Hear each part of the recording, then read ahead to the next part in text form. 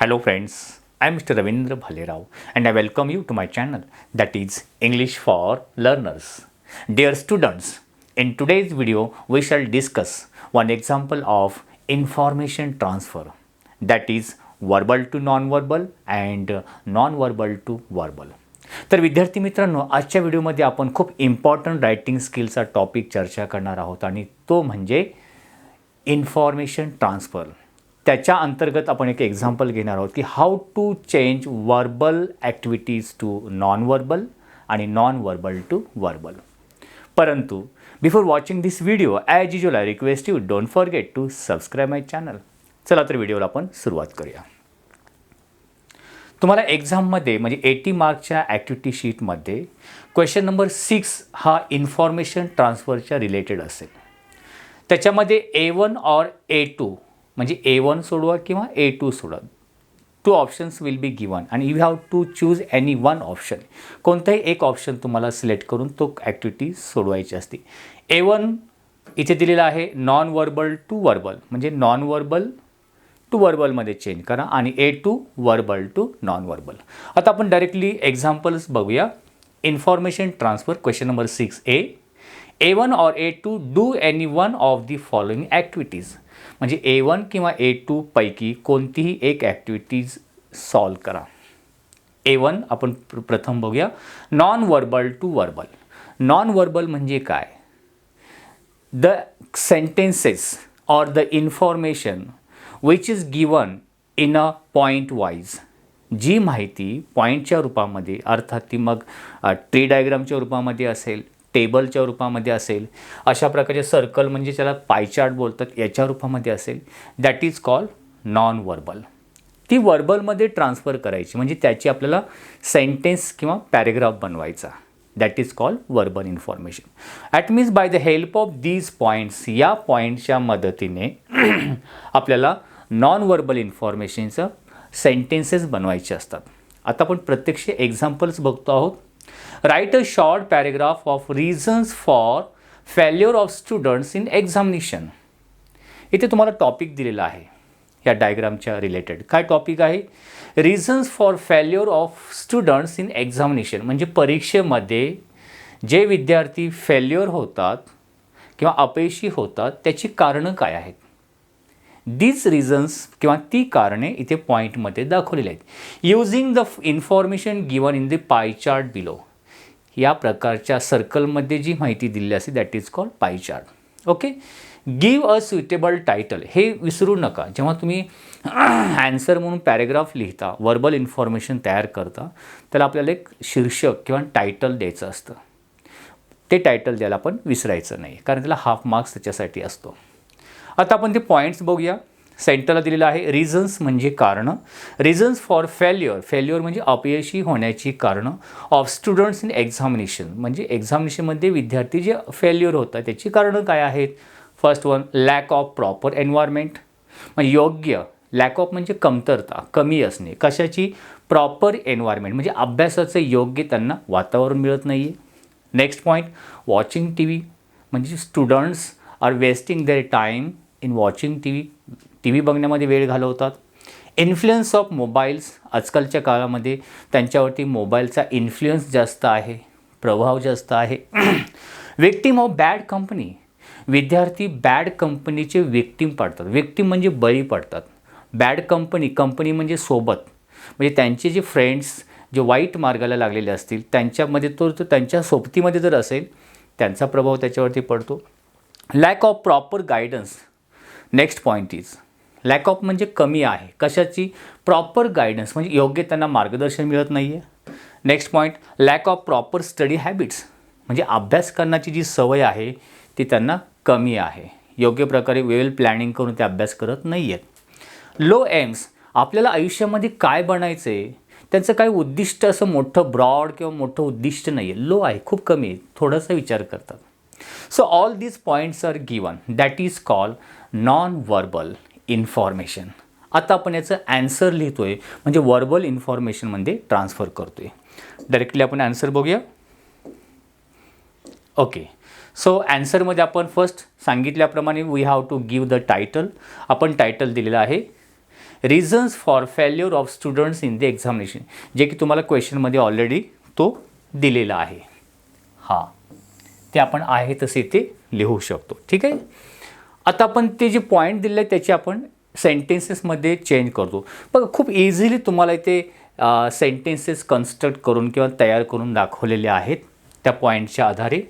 There are so many reasons, तेथे खूप अशी कारणं असतात for failure of students in exam, म्हणजे एक्झाममध्ये फेल होण्याची अनेक कारणं आहेत. But lack of proper environment, आता तेच पॉईंट्स आपण घेतले, परंतु त्यामध्ये सर्वात इम्पॉर्टंट रिझन्स कोणकोणती आहेत? Lack of proper environment, watching TV, influence of mobile, victim of bad company, lack of proper guidance, lack of proper study habits and low aims. These are some of the reasons. हे काही ठराविक कारणं आहेत. म्हणजे बघा, ते points आपण एकच ब्रॉड सेंटेन्स बनवलेलं आहे. आता प्रत्येकाचे वेगवेगळे सेंटेन्स तयार करूया. Most of the students don't have suitable environment for the study, so they waste their time in watching TV. आता बघा, वॉचिंग TV हा एक पॉईंट होता, ते वेळ वाया घालवतात. त्याचा आपण सेंटेन्स कसं बनवलेलं आहे? Most of the student don't have suitable environment. बऱ्याचशा विद्यार्थ्यांना योग्य अशी काही नाही एन्व्हायरमेंट नाही आहे. ओके, कशासाठी? अभ्यासासाठी. And they waste their time in watching TV, आणि म्हणून ते TV बघण्यामध्ये जास्त वेळ वाया घालवतात. And playing with mobile phones, mobile म्हणजे जास्त मोबाईल फोनमध्ये घालवतात. त्याच्यामध्ये लाईक चॅटिंग और watching TV, watching YouTube, don't etcetera, म्हणजे या प्रकारचे ते मोबाईलमध्ये गोष्टी करतात. One more important thing is that which affect their study, that is bad company of friends, वाईट मित्रांच्या संगतीमध्ये असणे. Wandering addiction, these types of bad habits, म्हणजे वॉन्डरिंग म्हणजे भटकत राहणे. देन ॲडिक्शन म्हणजे वेगवेगळ्या काय बोलतात आपल्याला सवयी लागतात, वाईट सवयी, जसं जुगार आहे, दारू पिणं आहे, सिगारेट ओढणं आहे. दॅट इज अ ॲडिक्शन, म्हणजे व्यसन. Addiction, this types of bad habits they have due to bad कंपनीमुळे, वाईट सवयीचे किंवा संगतीमुळे. This type of students live in a slum area, अशा प्रकारचे जर विद्यार्थ्यांचं बघितलं, this type of students where we can see in a slum area, झोपडपट्टी एरियामध्ये आपल्याला बघायला भेटतात. And with bad company, so they can't get proper guidance, आणि अशा विद्यार्थ्यांना प्रॉपर गायडन्स मिळत नाही. आता हे सगळे proper guidance, bad company, all these are the points, हे पॉईंट दिलेले आहेत आणि त्याची आपण सेंटेन्सेस बघा कशी कन्स्ट्रक्ट केलेले आहेत. तुम्हाला या प्रकारची वाक्य बनवू शकता. This is also one of the main reason of failure in exam. हे एक मूळ कारण आपण विद्यार्थ्यांचं एक्झाममध्ये फेल होण्याचं आपण मानू शकतो. Students don't have study habit, विद्यार्थ्यांना अभ्यासाची सवयच नाही आहे.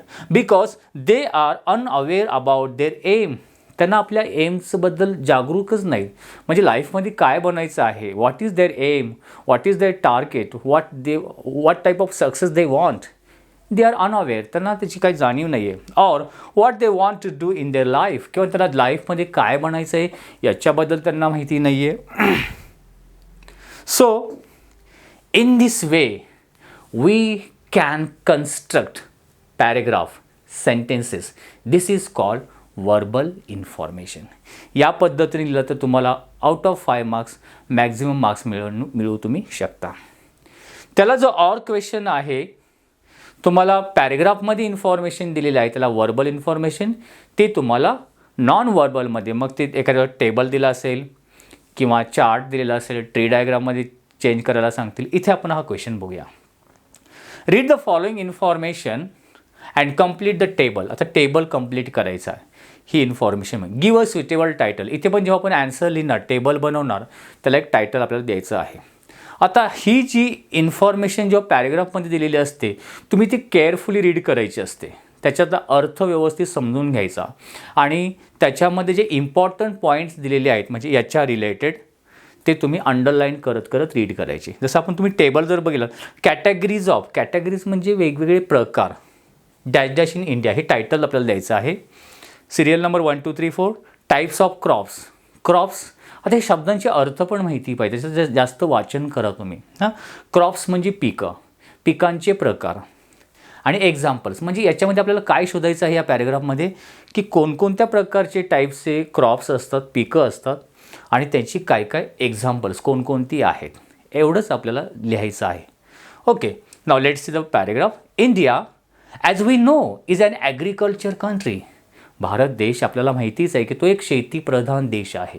The main occupation of Indian people, भारतीय लोकांचं मुख्य ऑक्युपेशन म्हणजे व्यवसाय, आणि तो म्हणजे काय आहे, इज ॲग्रिकल्चर, म्हणजे ॲग्रिकल्चरच्या रिलेटेड म्हणजे शेती आहे. द मेजर क्रॉप्स, मेजर म्हणजे प्रमुख, मुख्य, क्रॉप्स म्हणजे पिकं, in India can be divided into 4 main categories. म्हणजे भारतामध्ये जी पिकं घेतली जातात, क्रॉप्स घेतले जातात, we can divide in 4 types, in 4 categories. म्हणजे 4 प्रकारची कॅटेगरीजमध्ये आपण डिवाइड करू शकतो. नंबर 1, 2, 3, 4 आले ना, right. Depending on their uses, कशाच्या अनुसार, त्यांचा यूज, त्यांचा उपयोग त्या क्रॉपचा कशा प्रकारे होतो त्याच्यावरती अवलंबून असेल त्या कॅटेगरीज. बघूया आपण. The main in the list are food crops. सर्वात मेन पहिली कॅटेगरी आपण करू शकतो food crops. Okay, 1 which include. आता या फूड क्रॉप्समध्ये कोणकोणते एक्झाम्पल येतील, wheat, maize, rice, millets and pulses. So these are the example of food crops. म्हणजे ते फूड क्रॉप्स आलं आणि त्याचे एक्झाम्पल्स. म्हणजे हे इम्पॉर्टंट पॉईंट अंडरलाईन करत आपल्याला रीडिंग करायचं असतं. Next, the farmers are now using modern technique in farming. आजकाल शेतकरी फार्मिंग म्हणजे शेती करताना नवीन मॉडर्न टेक्निकचा यूज करीत आहेत. So the cash crops, second type of crops. Second आपण जसं मेन काय पहिलं food crops, second one cash crops are main source of their income. म्हणून आज कॅश क्रॉप ज्याला नगदी पिकं बोलतो, हे त्यांचा मेन इन्कम ऑफ सोर्स म्हणजे पैसे मिळवण्याचा तो एक चांगला इम्पॉर्टंट सोर्स आहे. आणि या कॅश क्रॉपचे एक्झाम्पल्स काय, the examples of cash crops are sugar cane, जे आपण इथे मांडू शकतो, tobacco, cotton, jute and oil seeds. 2 types of crops and their examples we have discussed here. Now the third type of crop जे important, that is plantations crop. इथे बघा आपल्याला types द्यायचे आहेत. It includes coffee, coconut, tea and rubber. So these are the example of what is this, plantation crops, जिचे आपण लागवड करतो. Third and next one, the next in the list is very useful foreign as well as in our country. आणि जो चौथा प्रकार आहे जो आपल्या देशामध्ये त्याच प्रकारे विदेशामध्ये त्याचा जास्त यूज केला जातो, and that is are horticulture crop. Fourth one, all types of fruits. त्याच्या हॉर्टिकल्चरमध्ये काय, जे आपण फळं आहेत, फ्रूट्स आहेत, त्याची लागवड करतो. त्याच्यामध्ये all types of fruits and vegetables त्याच्यामध्ये येतात, त्याचे examples. So these are come in this category. These are the examples of horticulture crop. आता बघा इथे खूप या प्रकारे आपण काय आपल्याला फाइंड आउट करायचं आहे, आणि पॅरेग्राफ रीड करताना त्याचे जे इम्पॉर्टंट पॉईंट जर आपल्याला अशा प्रकारचे अंडरलाईन करत आपण रीड केले, आणि हा टेबल आपण ॲन्सर म्हणून कशा प्रकारे लिहू शकतो. ॲन्सर टायटल दिलेलं आहे, categories of crops in India, proper. इथला half marks as it is आपल्याला मिळेल. मग आपण तो टेबल बनवायचा आहे. बरेच विद्यार्थी विचारते टेबल तुम्ही पेननी ड्रॉ करायचे की पेन्सिलने. इम्पॉर्टंट आहे, तुम्ही पेन्सिलने टेबल ड्रॉ करू शकता, पण त्याच्यामध्ये जे लिहिणार आहोत that should be written in a pen. तो पेननीच लिहायला पाहिजे, त्याच्यामध्ये लिखाण pen. So 1, 2, 3, 4 number, serial number. Types of crops जे आपण बघितलं, food crops, the cash crops, plantation crop, horticulture crop, त्याचे एक्झाम्पल्स. फूड क्रॉपचे एक्झाम्पल आपण दिलेले, wheat, maize, rice, milestone, like this. Cash crop, sugar cane, tobacco, cotton, jute and oil seeds. Plantation crop, coffee, coconut, tea and rubber. And horticulture crop, all types of fruits and vegetables. आत्ता बघा एवढंच लिहायचं आहे, त्याच्यामध्ये जरी important हे करून घेतलं, इथे सेंटेन्स लिहायचे नाही आहेत, हे एक लक्षात ठेवा. हे अशा प्रकारे जर आपण टेबल लिहिलं तर तुम्हाला 5 आउट ऑफ 5 मार्क्स इथे मिळणारच. सो मी असं म्हणेल, एक सजेस्ट करेल, if you understand the given verbal paragraph, verbal information जी पॅरेग्राफमध्ये दिलेली असते ती जर प्रॉपरली समजली आणि तुम्ही इथे यूज केलात तर तुम्हाला आउट ऑफ मार्क्स सहजपणे मिळू शकतात. So friends, I hope you might have liked this video. If you liked it, please share it. And if you have any suggestion for me, write in comment box. Wish you good day. Take care. Thank you very much.